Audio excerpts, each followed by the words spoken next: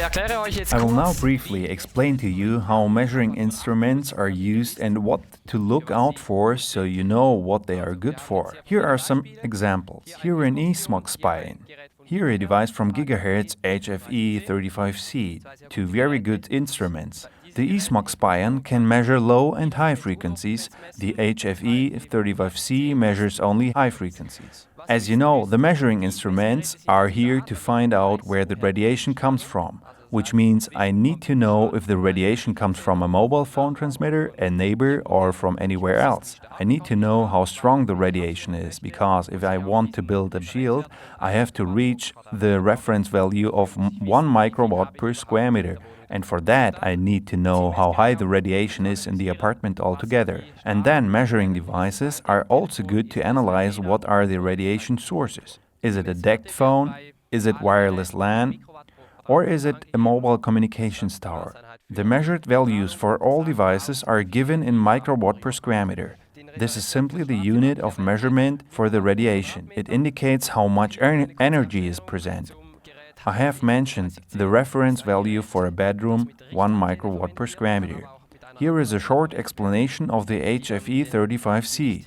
It is a device which is used with a directional antenna, but can also be used with another antenna which is not designed for direction, but which you simply hold into the room and then see the measured value. Here is a BNC cable, a shielding one, is to be connected here and it is switched on here. We have two scales. Here a small scale from 0 to 199.9 microwatts per square meter, and here a large scale from 0 to 2000, respectively 1999 microwatts per square meter.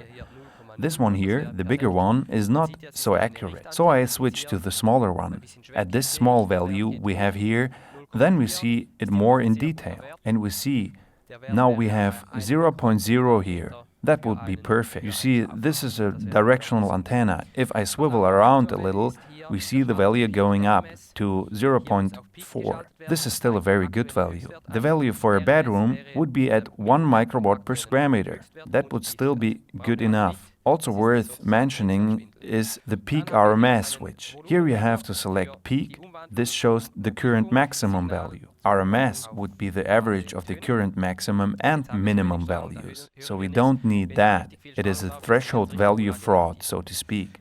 Here we have a volume control for the conversion of the mobile phone signal to audible tones. Now we have so little radiation, we can't hear anything. If there's a lot of radiation on it, this sound becomes really unpleasant. This is a very good device, especially for building biologists. It is more of a professional device, and for those who need exact radiation values. Here's another example, the eSmog Spion. It is a very easy to use instrument. You drive out the antenna up to the first level, insert it here, HF, that means high frequency. Again, the values are given in microwatts per square meter, beginning at 10 and ending at 1000. 10 would already be too much for a bedroom. Therefore, if a green light shows, do not think it is all good. Now, if I touch the antenna here, my body functions as an antenna, and that's why we have a higher value here now, but it is a falsification. So this is how we measure, and we have very good values as indicated by the other device. If the value here would exceed the scale of 1000 microwatts per square meter,